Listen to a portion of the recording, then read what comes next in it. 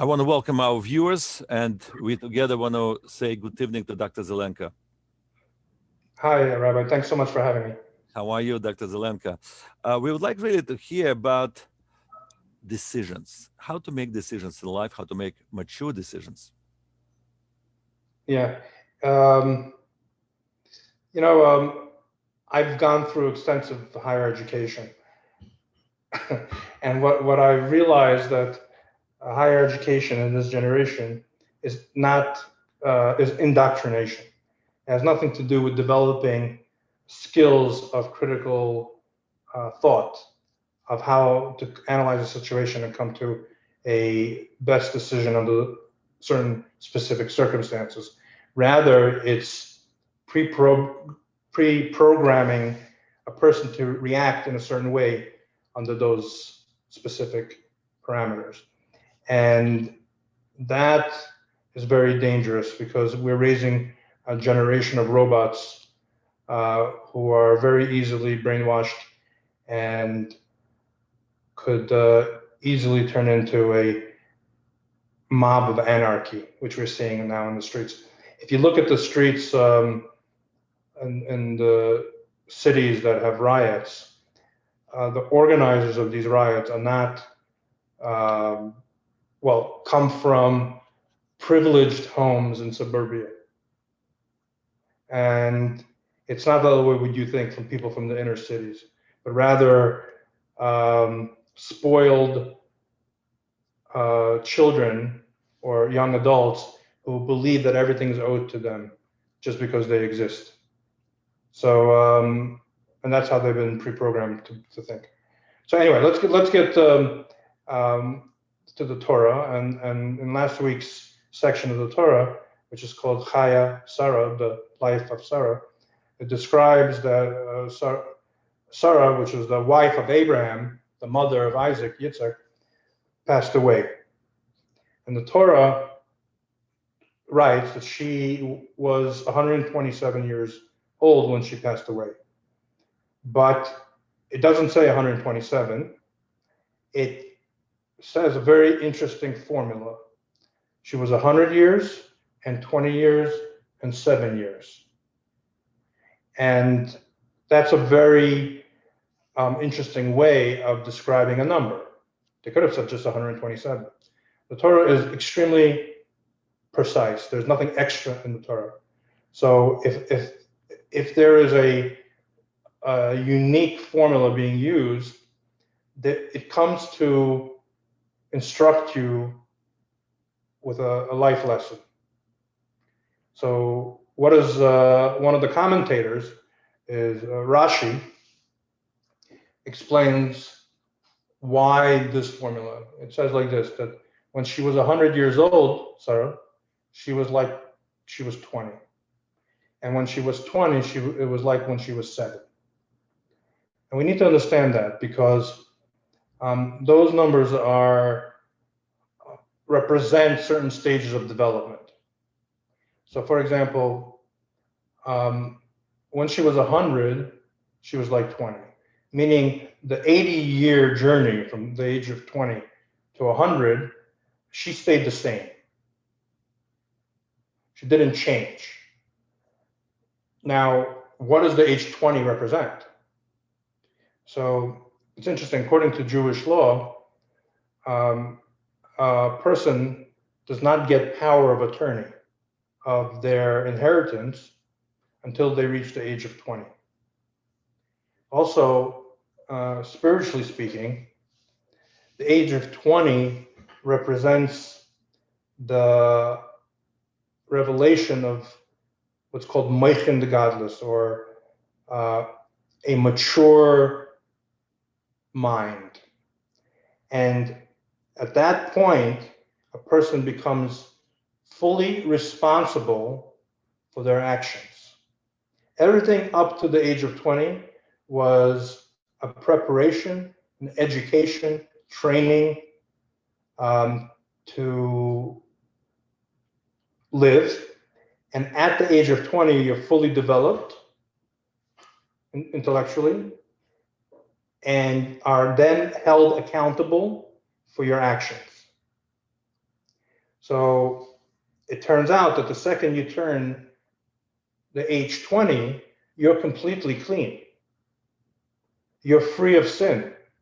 And the reason why we say you're free of sin, because you haven't yet acted.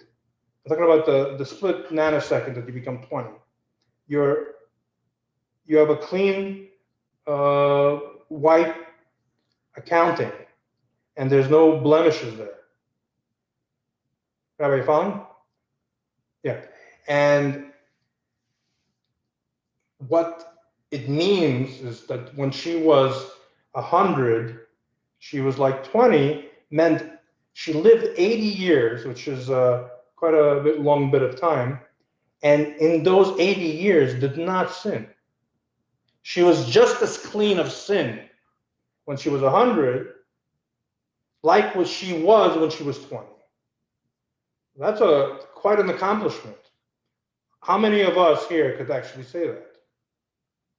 So life is filled with a lot of challenges, a lot of tests, and a lot of turbulence and ups and downs. And it's very difficult at times to deal with the temptations that exist from within and from without. So how did she accomplish this?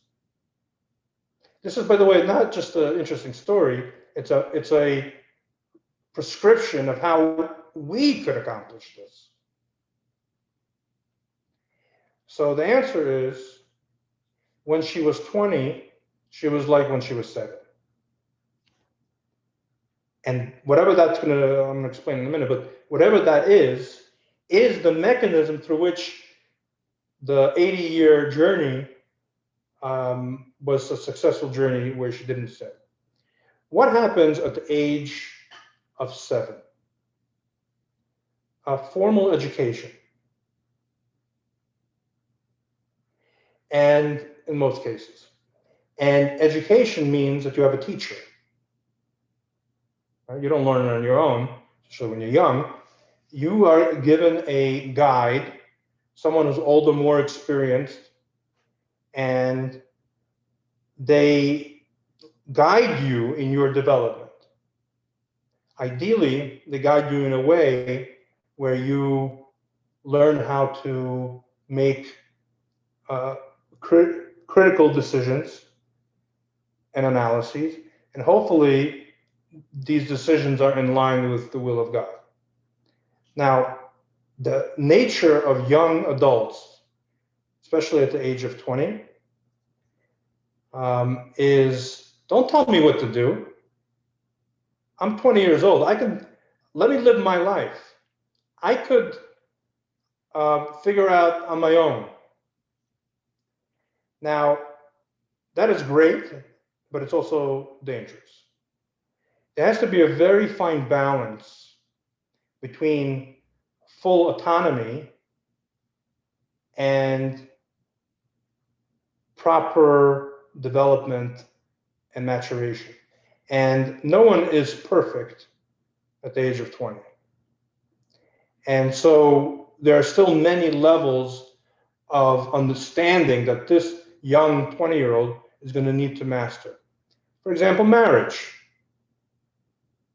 You know, who knows how to, we're not born perfect spouses, you know, and ultimately in a marriage, you have to learn how to self-transcend yourself and be concerned with the needs of your spouse more than your own needs. And you give, not take. Now, but that's not the nature of human beings. We're little animals that want to take and take and take. So sometimes you can learn the hard way.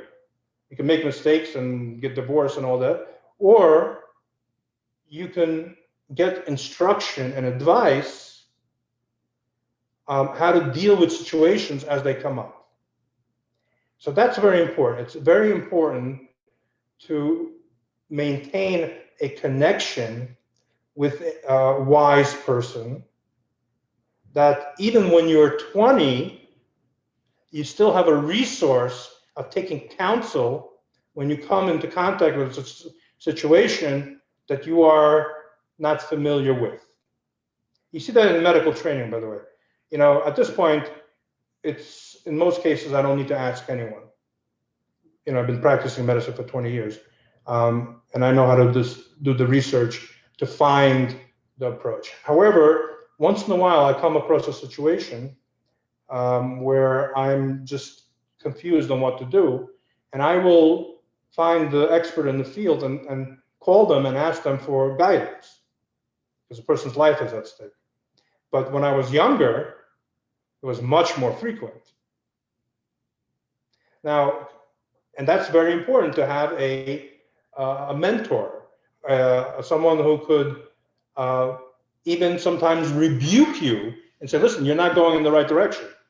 You can do whatever you want. You're an adult. But if you want to hear from my experience, you may want to consider going in another direction. So the point here is that young people have a tendency to throw away the value and don't appreciate the value of experience and wisdom from people that have gone through certain stages in life. I personally love to be around older people because they don't have as much ego, and that's what I struggle with. And I like to learn how to get a better handle on my ego, and I can't get that from someone who's suffering from ego. I speak to people that have overcome this ego. And when they give advice, it's not to make themselves look smart, it's they truly care and they want to help me grow. So anyway, so the point here is like this, that when she was 20, she was like 7. When she turned 20, and she's a big girl now, she still understood that life is a journey filled with ups and downs, and she retained a consultant, a wise person to take counsel with when needed. And with that understanding and that skill and that resource, she was able to go from 20 to 100 and stay clean. Okay, getting back to our situation. This world right now, this society is so confused, and it's the youth that are destroying the world right now. And that's because they were trained to act like robots. They were trained to react to stimuli in a certain way. And you can show them truth. You could show them, for example,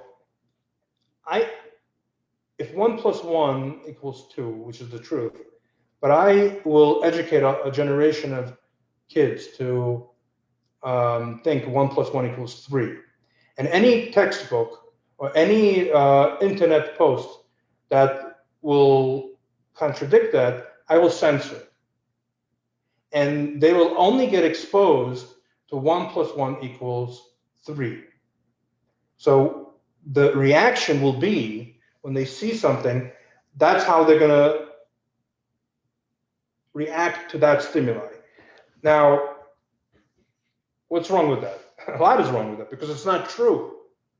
And to get to truth, you need to break through you need to be able to use critical thought to think through a process and see if it's right or not. That's what Abraham did. Abraham grew up in a society when no one believed in the one God, essentially. And he was saturated in a society of idol worship. And he, using his own skills of critical thought, rejected the entire world's belief system because he discovered through the use of his mind the one God. That's what we need. We need leaders. We need people that are able to be presented with an unknown situation and use their minds to find the best possible answer. And if they make mistakes, it's okay, because you learn from that mistake and you move on. That's not what we're doing. That's not what we're educating. What we're raising is a generation of idiots. And this started really in the 50s, when socialist and communist ideology began to permeate the academia. And what happened was, at this point, you have the blind leading the blind. So what I mean by that is that it's been so effective in stifling the mind and imprisoning a person into a certain way of thinking. It's called Genetas Das. They stole your mind. You've been pre-programmed. So it's a big problem. And that's what we're seeing in the streets right now. That these little robots were set into motion. And their belief is that everything is owed to them. Well, it actually was in 1917 in the Soviet Union. Well, how Russian Empire collapsed because of, you know, revolutionaries who actually meant well for the social justice, but brought suffering to the world. Dr. Zelenko, I just want to share with you something, because I'm so grateful to you for bringing these words of Torah. I was actually struggling with them for many, many years. And I was kind of even like angry at myself. I was saying to myself, it cannot be true. It doesn't make any sense. It's against my logic. Because if you read carefully what the words of the rabbis, the Talmud, and Rashi quotes them, it's the opposite of what we might think. Because it says, at the age of 20, she was like 7 of what? Of beauty. And at the age of 100, she was as what? As righteous as the age of 20. Do you hear this? Did you hear this?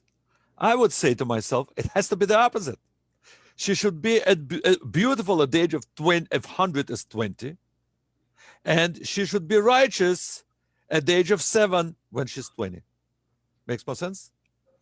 If I'm going to say that she was 100 years old and she was a beautiful woman, as she was, because everybody wanted her, you know this, and she was at the age of 100 as beautiful as 20, and at 20 as righteous as 7, it would make sense. But to say that at the age of 20 she's as beautiful as 7, what does it mean? And to say that at the age of 100 she's what? She's as righteous as 20? What does that mean? Like, I did not really get that for years.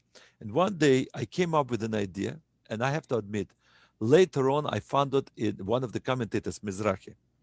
He said something unbelievable. He said, if you would say this the easiest way, like to say that at the age of 20 she was as righteous as 7, what does it mean? It means she did not have challenges, right? She did not have opportunities to sin. Correct? Here, the Talmud says actually the opposite, that at the age of 20, she was as beautiful, commentators say, she had a natural external beauty of a pure soul over 7 years old. At the age of 20, she was a symbol of righteousness. Interesting. And therefore, at the age of 100, she was as righteous as 20. Why? Because she had challenges all her life, because she was 20. People wanted to befriend her, and she continued to be faithful to her husband. And she was a righteous person through her life, overcoming the challenges. But what I learned from this, that the internal beauty of a 7 years old, which is natural beauty of the soul, shining through the body, which is ethics inside us and aesthetics outside of us. Internal beauty and external beauty. Only harmony, synthesis of external and internal, a true beauty that stays in life. Because sometimes you see elderly people that they're so beautiful, and their beauties comes from the same beautiful soul that when they were beautiful at 7, and they how to say it, and they continued, as you said, to treasure their internal beauty through life. And that is the secret of their external beauty as well. I'm not sure if I made sense to what did I make myself clear? Absolute what I get out of it, that the beauty here may be physical beauty also, but it's more innocence. It's a, Yes and no. The beauty of a 20 years old is that she retained she it was her choice to be beautiful internally. It wasn't that she was not giving an opportunity, right? At the age of 20, she was righteous, right? And at the age of 100, she was as righteous at the age of 20, not at the age of 7, yeah, not at but the age how? of 20. But their challenges from 7 to 20, and their challenges from 20 to 100. The difference is that we need to be taught how to deal with the challenges. Hanach Lenar Al Right. Pidarko. We have Right. to educate our children how to make good decisions, Right. Right. And and you that takes time. and you actually said this. This is Al Rabbi says also. This is childhood. This is mature age, and the last is where at become an elderly person. Absolutely right. But at the same time, person can be faithful to himself and her soul. And speaking about Sarah was an example of righteousness from early age, and she was able to carry this righteousness through her life, and that was the secret of her external beauty as well. It reminds me, by the way, the story of Darian Gray. Did you hear about the story of Darian Gray? Um who's the author of Darian Gray? It's a story about a person. It's a famous classical British novel. A person comes home, looks at his picture on the wall when he's beautiful 20 years old person, and he says, "What's going on? This picture will age. No, this picture will stay beautiful, and I'm gonna age. I don't want it." And he kind of cursed this picture and made a wish. I wish that the picture should age and I should remain forever youthful and beautiful. And that will happen. And he became an ugly person inside. He was tricking people. And he used his external beauty as a way to mislead people. Every time he came home, he looked at this picture and saw the picture and the picture aged. He looked at his face and he saw the ugliness of his own soul. And at a certain point, he couldn't tolerate this anymore because this picture helped him to overcome denial. And he saw the ugliness of this soul inside him. So he took the knife and he hit this picture and died. And when people entered the room, they saw an ugly old man lying on the floor and a beautiful picture on the wall. That is a famous story. So I think this is exactly what. But you taught us, to summarize your lesson, is that when we're young, we need to take counsel. Am I right? That's the main goal. When we mature to the age of 20, and now we are uh, fully responsible for our actions, it's precisely then that we should maintain a relationship with someone wise that can help us and guide us through new unknown situations.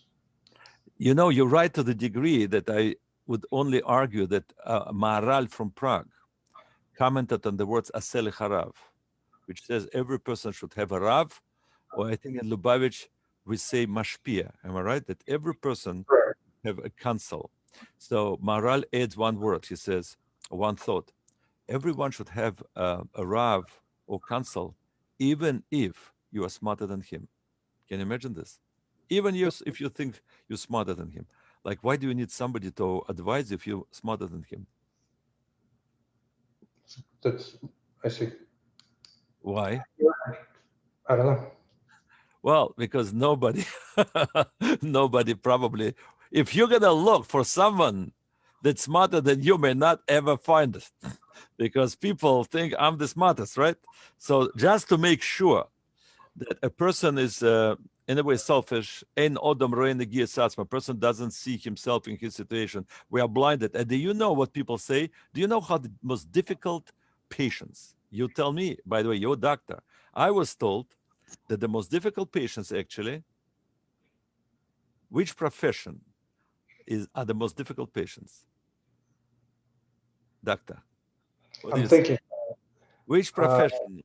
I was told, I'll reveal you, tell me if I'm wrong, that actually doctors are most difficult patients. Why? They come, they listen, and they say, I know better. I'm gonna do a little bit different. I'm gonna do a little bit this, a little bit that. And they're not smart enough to understand that you cannot really treat yourself. You need really to, yes, you can advise, you can discuss, you can whatever it is, but after all, you need somebody else as well from the side. Sometimes people say you cannot even treat your own family members. I don't know if that's true or The not. Talmud says a prisoner cannot free himself. And agree. So if you're imprisoned by illness, you don't have an objective assessment of what's going on.